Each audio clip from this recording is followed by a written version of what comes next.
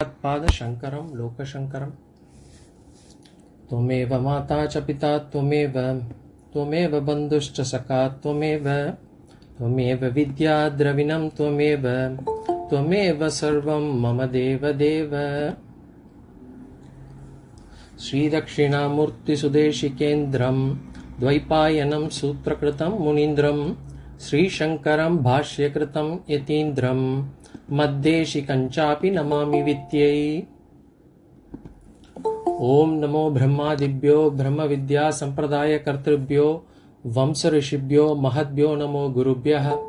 सर्वोपप्लवरहितप्रज्ञानगणः प्रत्यगर्तो ब्रह्मैवाहमस्मि। ॐ पार्थाय प्रतिबोधितां भगवता नारायणेन स्वयं व्यासेन ग्रथितां पुराणमुनिना मध्ये महाभारतम् अद्वैतामृतवर्षिणीं भगवतीम् अष्टादशाध्यायिनीम् अम्ब त्वामनुसन्दधामि भगवद्गीते भवद्वेषिणीम्। नमोऽस्तु ते व्यासविशालबुद्धे पुल्लारविन्दायतपत्रनेत्र येन त्वया भारततैलपूर्णः प्रज्वालितो ज्ञानमयः प्रदीपः प्रपन्नपारिजाताय स्तोत्रवेत्रैकपाणये ज्ञानमुद्राय कृष्णाय गीतामृतदुहे नमः। सर्वोपनिषदो गावो दोग्धा गोपालनन्दनः पार्थो वत्ससुधीर्भोक्ता दुग्धं गीतामृतं महत्। वसुदेवसुतं देवं कंसचाणूरमर्दनं देवकी परमानन्दं कृष्णं वन्दे जगद्गुरुं। भीष्मद्रोण तथा जयद्रथजला गान्धारनीलोत्पला शल्यग्राहवती कृपेण वहनी कर्णेन वेलाकुला। अश्वत्थामविकर्णघोरमकरा दुर्योधनावर्तिनी सोत्तीर्णाः खलु पाण्डवैरणनदी कैवर्तकः केशवः। पाराशर्यवचः सरोजममलं गीतार्थघण्टोत्कटं नानाख्यानककेसरं हरिकथा सम्बोधनाबोधितं।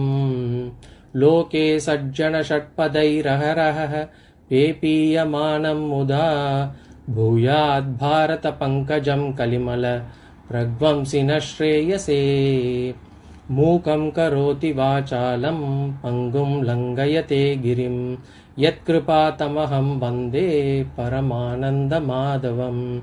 यं ब्रह्मा वरुणेन्द्ररुद्रमरुतः स्तुन्वन्ति दिव्यैस्तवैः वेदैः साङ्गपदक्रमोपनिषदैः गायन्ति यं सामगाः। ध्यानावस्थिततद्गतेन मनसा पश्यन्ति यं योगिनः यस्यान्तं न विदुःसुरासुरगणाः देवाय तस्मै नमः। ओम श्री कृष्णाय परमात्मने नमः। Pranams everyone. So in the last class or in the first class we saw what is the importance of Gita, what is the greatness of Gita.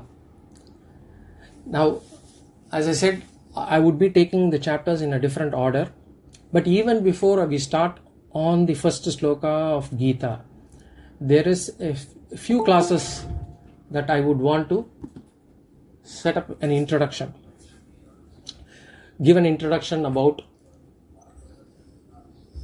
human life in general, and the importance of Gita.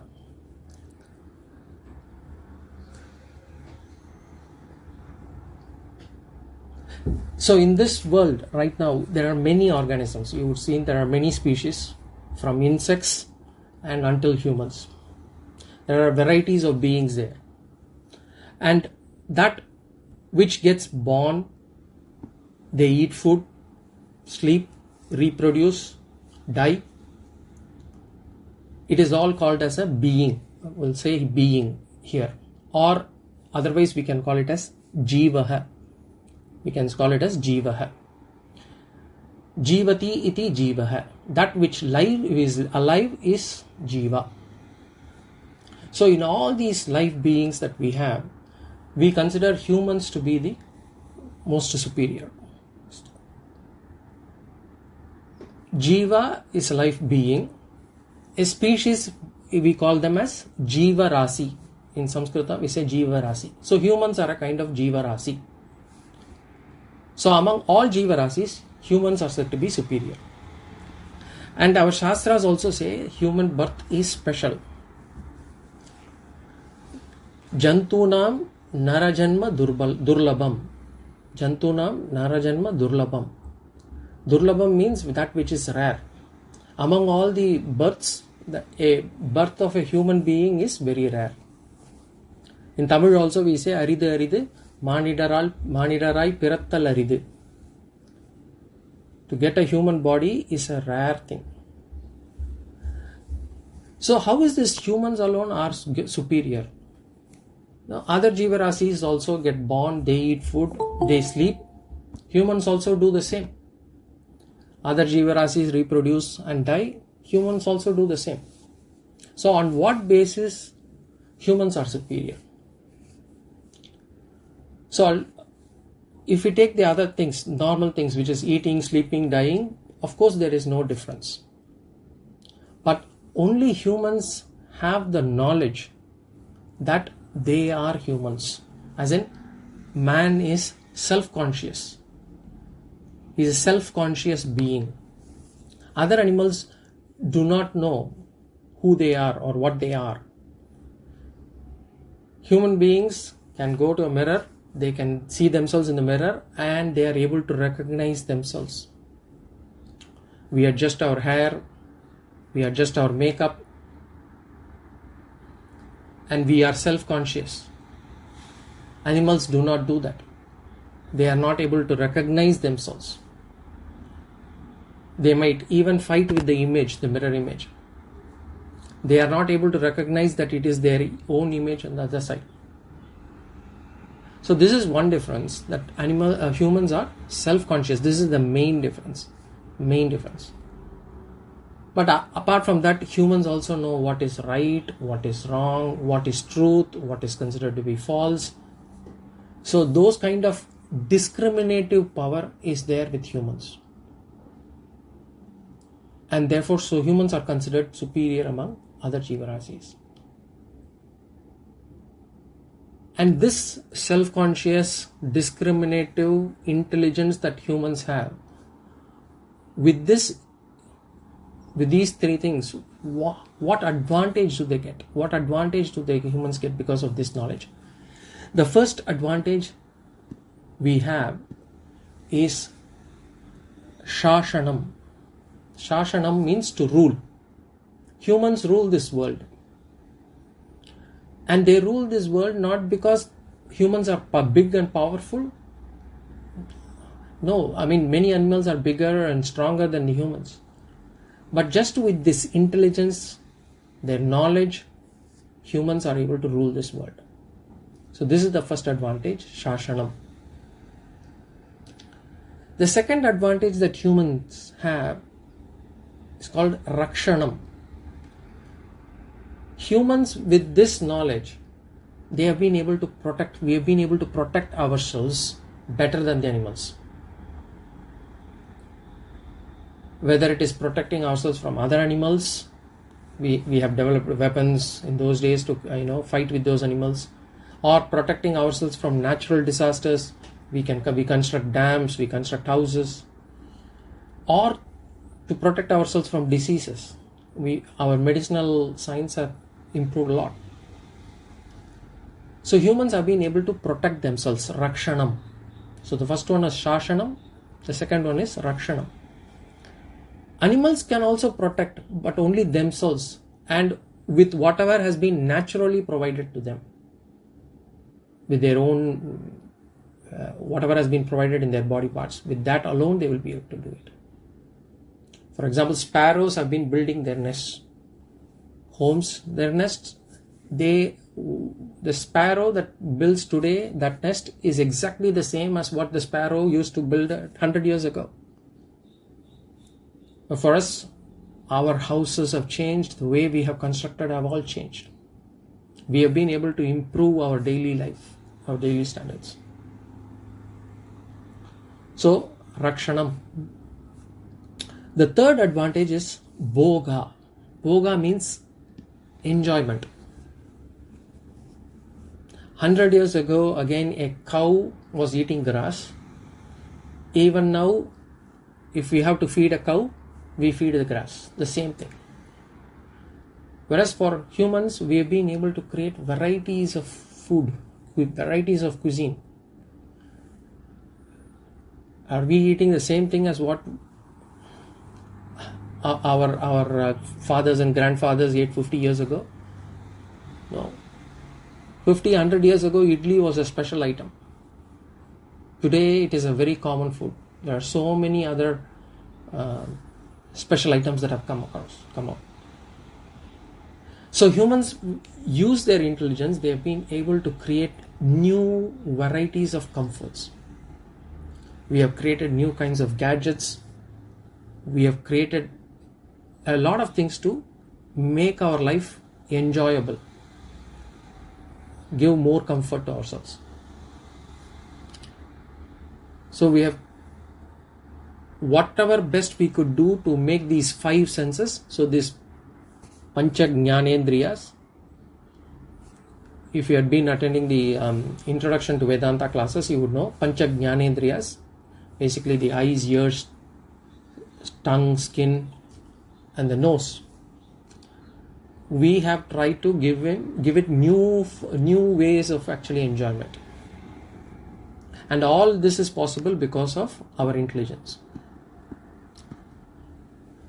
And there are many other reasons why we can also say why humans are superior to other Jeevarasis. So, right now we can say, because of our intelligence, we have been able to rule over other beings, we have been able to protect ourselves better, and we are able to enjoy the life more than any other being, any other Jeevarasi. So, we are capable of experiencing joyful things that animals are not capable of experiencing.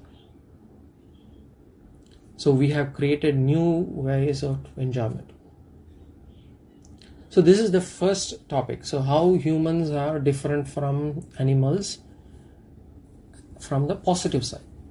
Now we go to the next topic. Now because of this intellect, are humans experiencing problems or difficulties that animals do not experience? If we do a small vichara on that, if we do a small analysis on that, first and foremost, humans experience fear. Animals also fear, but their fear is limited to protecting their lives.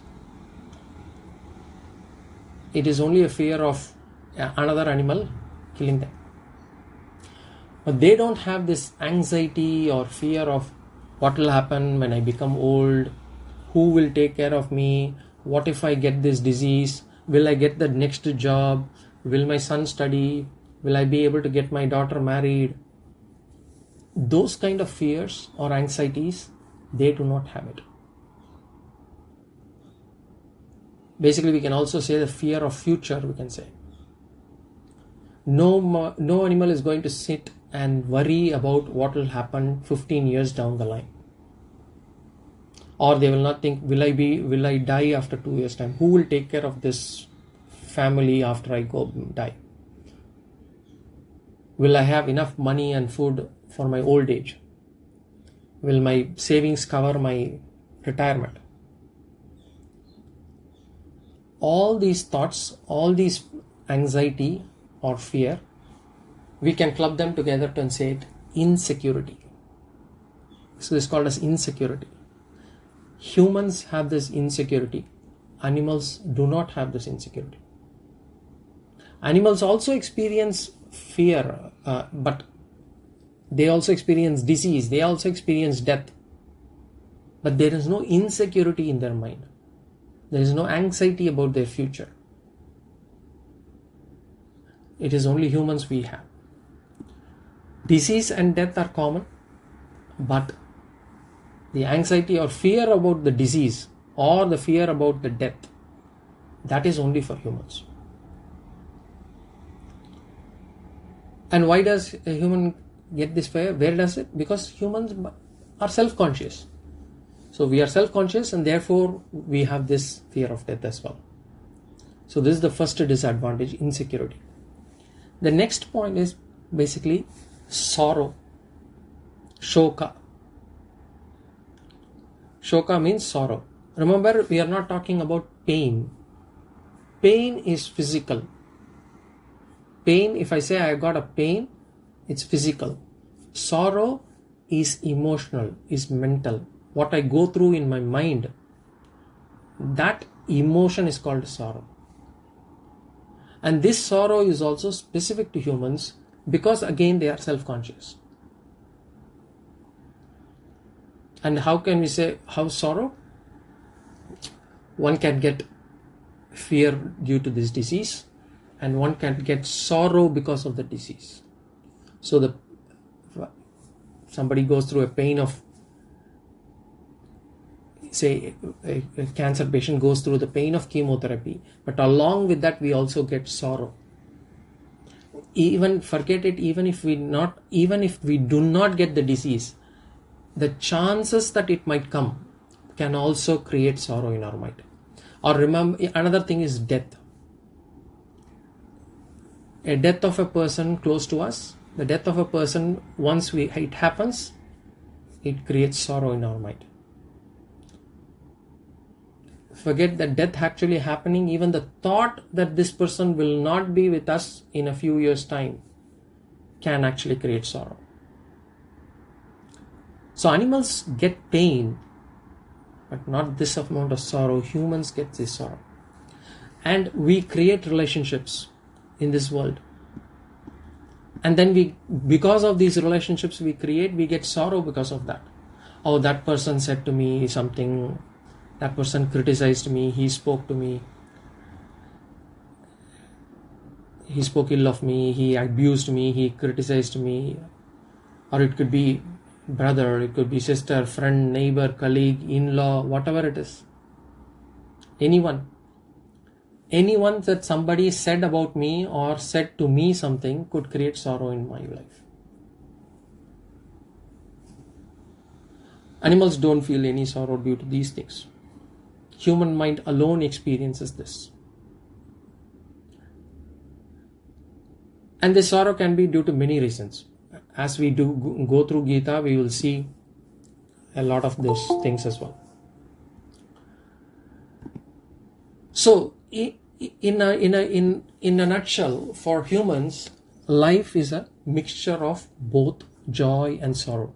We have been able to create a lot of ways to enjoy our life.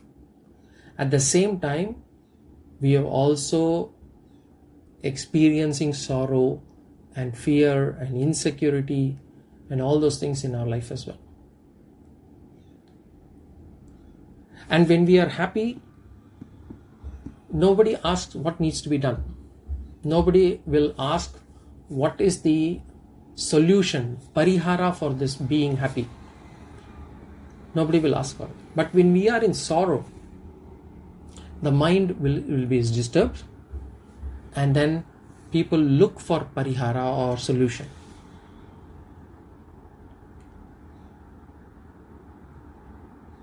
Another thing, if you notice this, when nobody is prepared when happiness is going to hit me, and nobody is also prepared when sorrow is going to hit them also, because we don't know what is going to happen.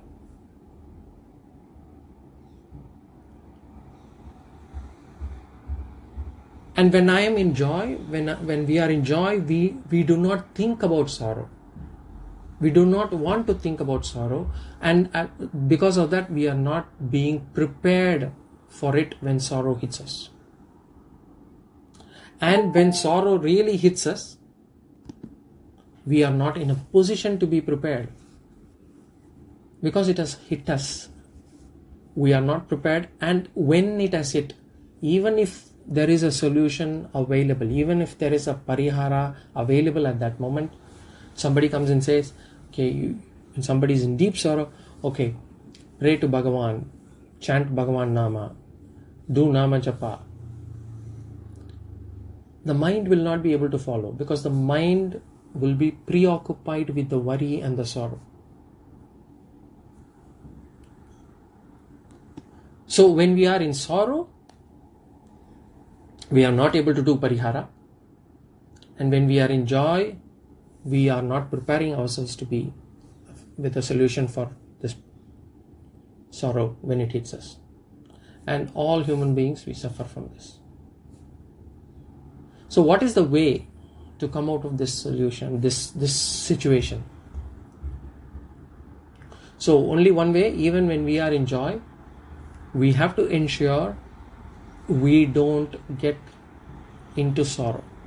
Is it possible? Yes, it is possible. So one way is to say, even when I am in joy, I have to ensure I don't get into sorrow. And even if it is beyond me, even if it is beyond us and the sorrow, and in spite of everything that I do, we do get into a problem, we do get into a situation, then we should be in a position to do the right parihara. We should be in a position to take the right solution. That is intelligence.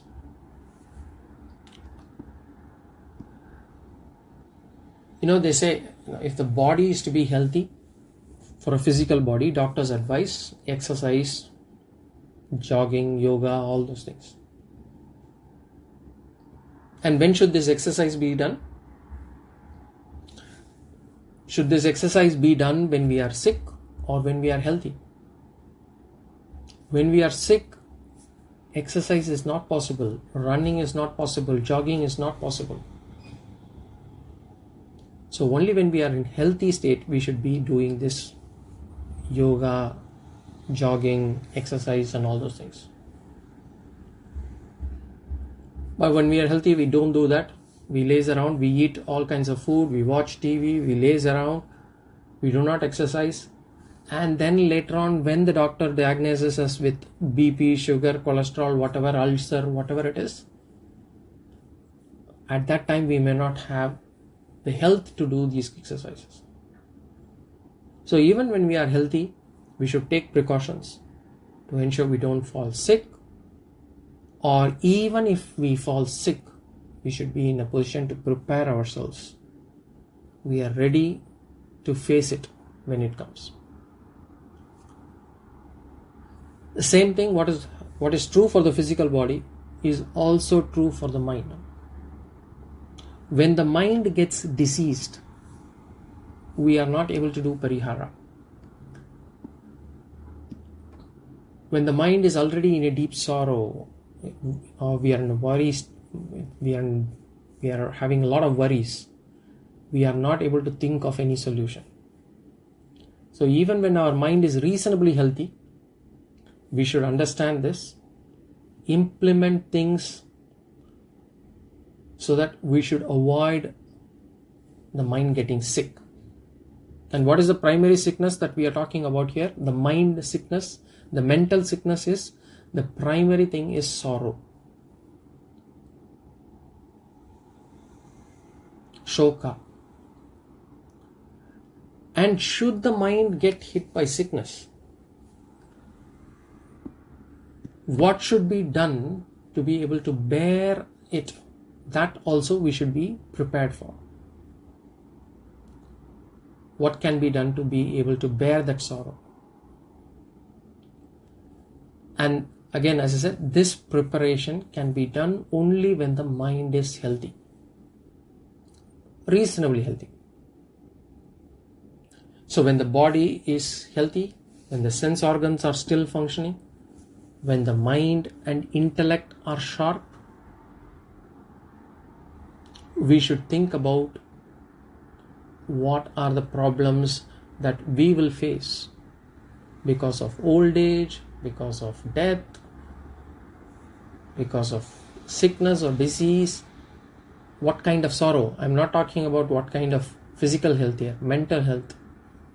And then get ourselves prepared for that even when we are still young. Because if we are not, then old age will set in, or disease will come,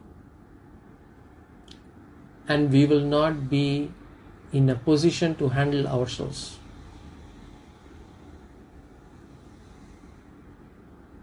And Shastras say, getting one prepared for these things at an old age is as absurd. Getting a person to prepare himself or herself for this at the old age is as absurd as when the house is on fire. When the house is on fire and this person thinks whether to dig a well for, so that he can get water to douse the fire.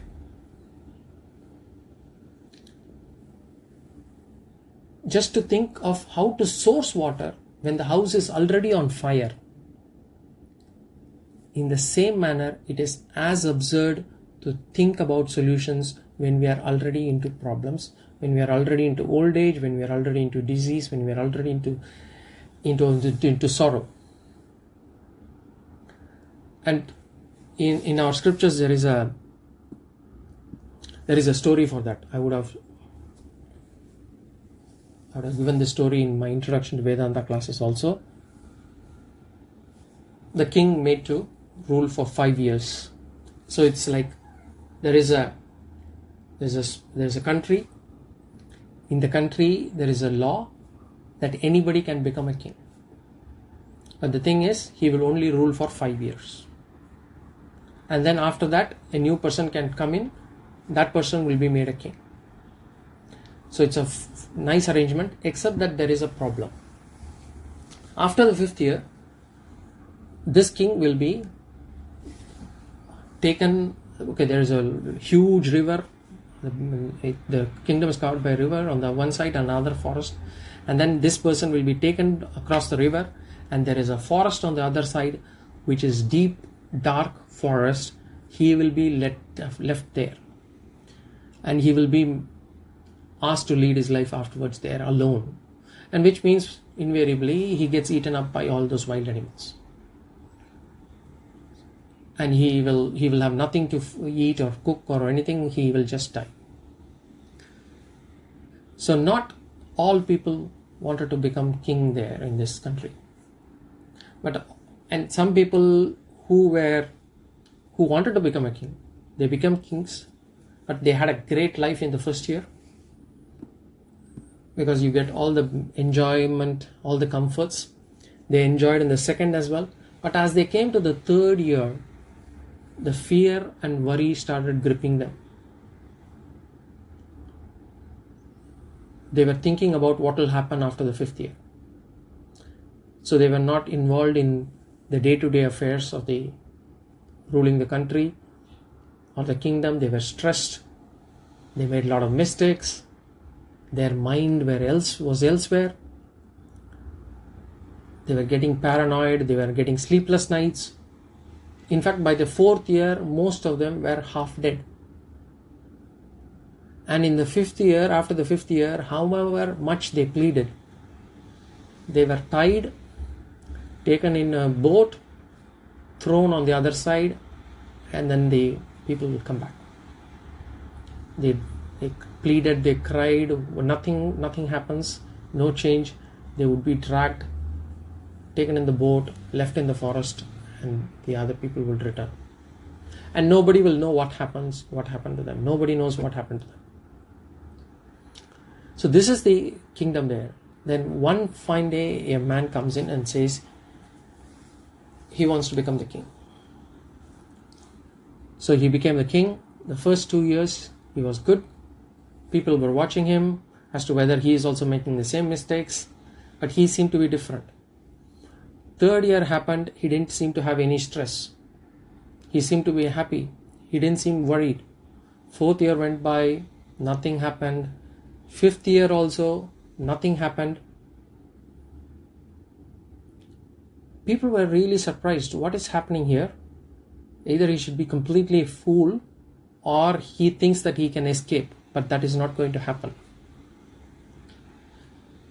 And in 2 days' time, when he will have to be expelled or taken out away from the kingdom and left to the forest, he still was not bothered. He was not worried. On the day they thought he will plead, that didn't happen as well. He did not cry. He was not afraid. In fact, he was happy. And on that day, the king got into the boat without any fuss, and he said, let's go there. So when in the boat, the people asked him as to how could he be so cool?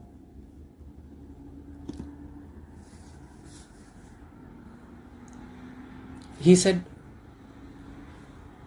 I knew even before I started my first year that I will have to go to this forest in 5 years' time. So I had prepared a plan already. So when I was a king, I had all the resources in my hands. I had the money, I had the resources, I had people, I had time. So in the first year, what I got was, I got some people on the other side. I got people to the other side. I asked them to clear a part of the forest, cut off all the trees. And then the second year, I constructed walls, moats. I created buildings, roads, fields, and I basically created the infrastructure. And in the third year, I planned on how the new setup will be. I devised what sort of governance it will have, the new country, the new kingdom, what sort of ministers, council of ministers, artisans, carpenters, builders, farmers, warriors, who and all I need. So in the fourth and fifth year, I got some of my trusted people. I allowed them to handpick some of these people from the various fields, and I had already moved them into the forest. So now they are ready to welcome me into my new kingdom. So I'm not going into this sorrowful forest now. I'm going to enter a happy country. And now I'm not a king. I'm not going to be a king for only the next 5 years. I am going to be the king forever, until my natural death. So I had already prepared, planned for my life after 5 years. So that is the intelligent king. So even when he was ruling this kingdom, he was happy. But the only thing that he didn't do was, he didn't get immersed in the joy. He didn't forget himself. He did not forget the challenge that he needs to overcome after 5 years. Basically, he did the parihara that is needed now itself. He found the solution. He was prepared for the problem. So intelligent living, as we know, is all about being prepared. We are all kings also now. Bhagavan has given us a good life, reasonably good life. We are not deep into sorrow. Or even if we think we are mistaken, because there are other people who are much deeper into sorrow. Or at least now we are not deep into sorrow. But the thing is, we will also get into old age. We may fall sick, and we don't know what sort of diseases we will have.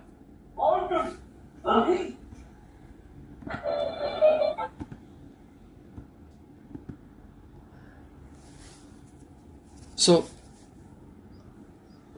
and death is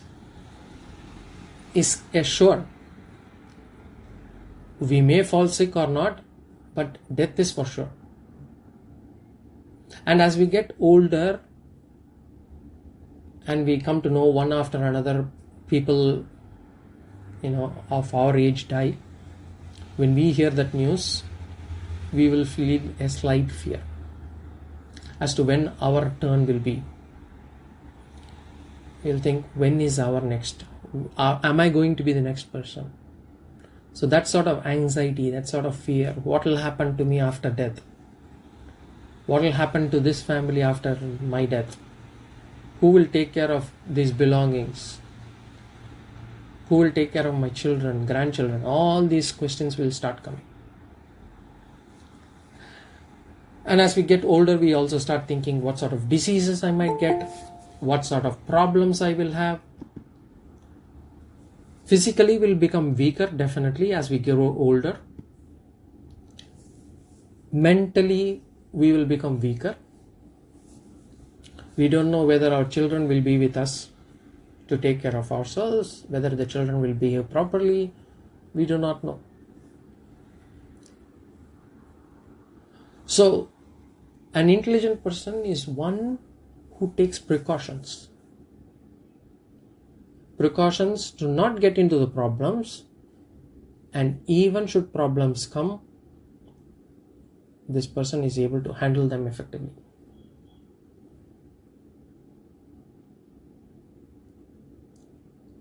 How to handle effectively without getting affected by it. In other words, how to have a strong mind. How to have a strong mind to overcome all challenges. Only this kind of a person is an intelligent person. So the next question is, how to get a strong mind? Now, our school education system, it does not teach that. It teaches us how to make money, but it doesn't teach us how to handle problems in life. The physics and the chemistry, the whatever we read, the biology, it teaches us how to make a living, but it doesn't teach us how to lead a life. And this kind of a problem that we face, it is not only for us. It has been the case for every human being in this planet, not just now, for always, forever, right from those days. Because it is the same thing that happened for Arjuna also. Arjuna in Mahabharata was an exceptionally successful person. He was exceptionally successful.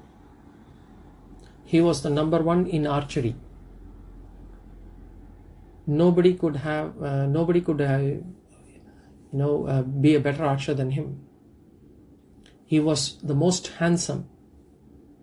He had a strong body. Physically extremely fit. He was wealthy, rich. His name was Dhananjaya. He was able to accumulate wealth. Wherever he went, riches came along. He had a lot of people around him all the time. He had a lot of wives also. And he was heaven returned. He was the only one who could go to heaven, one of those few who had been able to go to the heaven with his own body and come back. Not many people can claim that.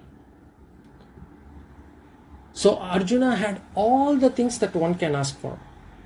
He was the most successful person on planet then. He had ticked all the boxes. But even for him, when in that war, when he encountered a difficult situation, he was not able to handle. He broke down. We will see that in the first chapter of Gita. We will see that in detail later. But from here, what we can gather is that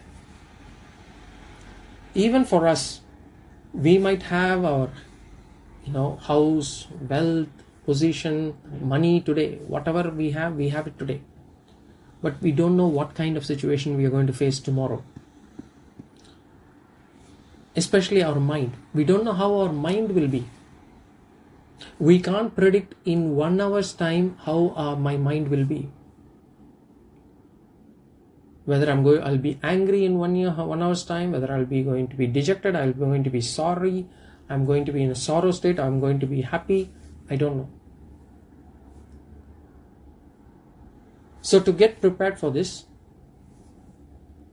we don't have this knowledge, the details, as I said, in physics or chemistry books. It is there in our scriptures. And that is where Bhagavad Gita comes into. Bhagavad Gita is a complete text that gives the solution to all the problems that we face. It helps us to get prepared for this life. And not only is sorrow, we have other problems also. If you look at it, another thing that we humans experience is jealousy. And jealousy is very specific to humans. For example, does a cow living in hot weather conditions here or in India, does it feel jealous about a Jersey cow living in New Zealand or in Holland? No. Or does a dog which gets sold for say 50,000 rupees, does it feel jealous about another dog which gets sold for 2 lakh rupees? No, because animals are not self-conscious. Humans are, we are self-conscious, and therefore we immediately get a superiority or an inferiority complex. So shoka, jealousy, there are many emotions that we have, that we alone experience. Kama, desire, krodha, anger, lobha, the greed, madam, the pride. All these things are actually very specific to human. And Shastras calls these emotions as, together it says, this is called as Samsara. Kama, Krodha, Lobha, Moha, Mada, Matsari. It's called Samsara. And Shastra says, get liberated from these things. Get liberated of all these emotions. And to getting liberation from these emotions, these negative emotions, is called Moksha.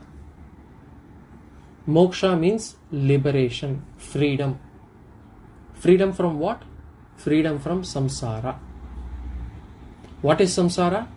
Kama, Krodha, Lobha, Moha, Mada, Matsari. So freedom from samsara is called moksha. And how can humans come out of this insecurity, this sorrow, this kama, krodha, lobha, moha, mada, matsarya, this samsara? Bhagavad Gita. So Bhagavad Gita contains the answer. It helps us to come out of this samsara. Problems have been there at all times, at all yugas. Only the type of problem has changed for humans. So for us, by listening to Gita, implementing the concepts of Gita, we will be able to face these situations bravely. And like that king, by actually doing this, we will be happy now, and we can also live without anxiety or fear. Even the fear of death will go away. So this is about Bhagavad Gita. Now, people also ask, why do you go to Gita class? Have you become a sannyasi? Have you, that is another question that people ask. So the answer is, we come to Gita class, or we study Gita to build a strong mind, so that I have the strength to face all the problems that life has to offer. That is the reason why we came to Gita. Then some people ask, when somebody should study Bhagavad Gita? At what age? Because some people say, oh, Gita, that should be done after retirement. Why at this young age you are studying Gita? The earlier question itself answered it. Because when should I come to Gita class? I need to come to Gita class when or I'll put a reverse question is, when do you want to come out of your fear? When do you want to come out of your sorrow? When do you want to come out of your anxiety? When do you want to come out of your insecurity? Do you want to come out now, or do you want to come out after retirement? So that is when you have to come to Bhagavad Gita. So people should come to Bhagavad Gita whenever they want to come out of fear, anger, insecurity, jealousy, pride, all those things. Next question, is it limited to any varna? As in only Brahmana, Kshatriya, Vaishya, Shudra? Is it limited to any varnas? No.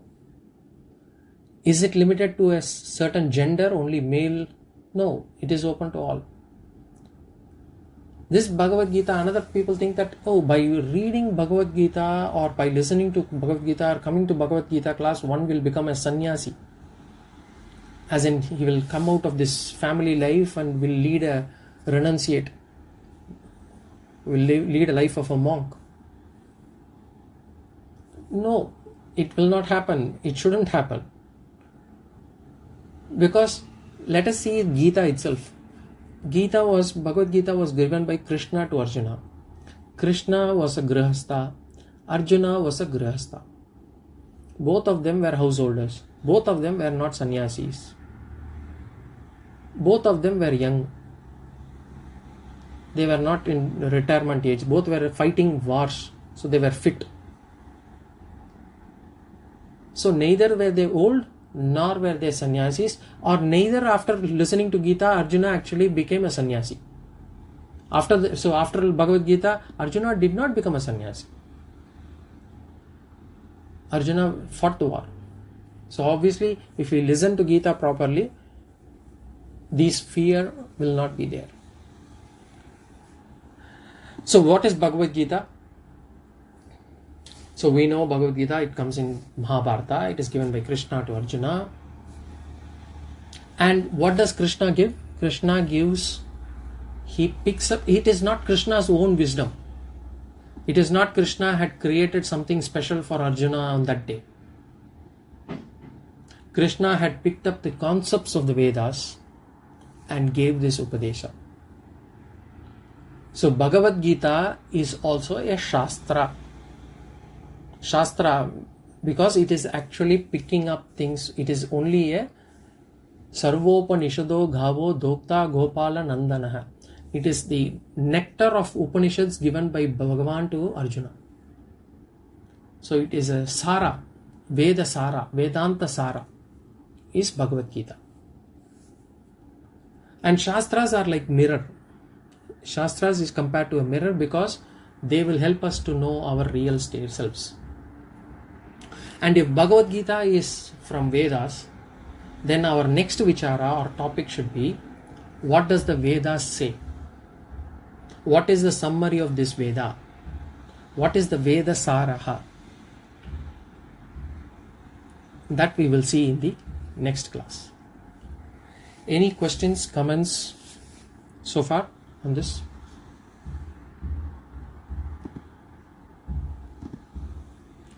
Anything, questions or comments or anything that anybody wants to say? Balaji, one small question, very, very basic question. Can we explain the meaning of the word Shastra by itself? Shastra... we understand it generally only as rules and nothing more, but there is a deeper meaning to it. So, Shasanat iti Shastram is been said, the one which is actually Trayate iti Shastram we say. Trayate, one that protects us is a Shastra. One that protects us from... So, in other words, if we follow Shastras, it will protect us. What it will protect us from? It will protect us from all the papas. It will make sure that we do not get into doing papas, which will be the cause of our sorrow. That is a quick and short meaning.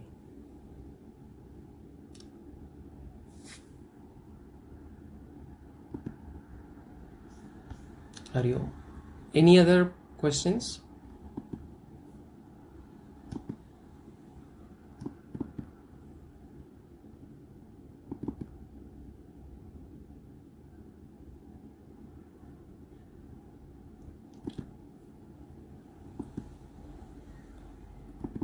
Okay.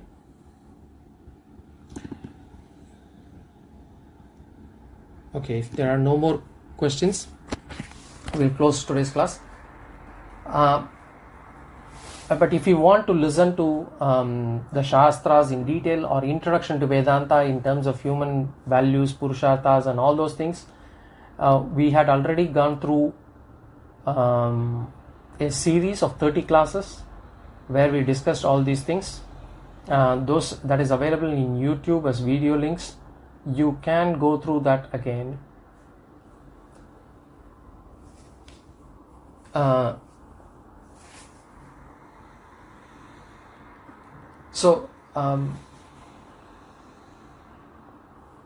There is another meaning also, Sriram, for Shastras, one that gives commandments, one that teaches us. That is also called Shastra. So, Shastram commands us initially, and then finally it also teaches us. So, that is also that which teaches us, commands us, and thus saving us from.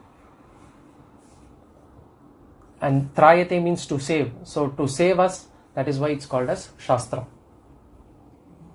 So, it is a commandment in the initial stages, and then it is a teacher in the later stages. Just like a mother is to a kid. So, initially the mother commands the kid, because the kid does not know what is right, what is wrong. So, the mother commands the kid. So, that's in the same manner the Veda Mata commands us initially. Do this, don't do this. And then later on it actually teaches us as to why we have to do this and why we should not be doing that. Okay? Om Purnamadah Purnamidam Purnat Purnamudachyate Purnasya Purnamadaya Purnameva Vashishyate. Om Shanti Shanti Shanti. Swasti Prajabhya Paripalayantam Nyayena Margena Mahimayishaha. Gobrahmanebhyo Shubhamastu Nityam Loka Samasta Sukhino Bhavantu. Hari Om Shri Gurubhyo Namaha.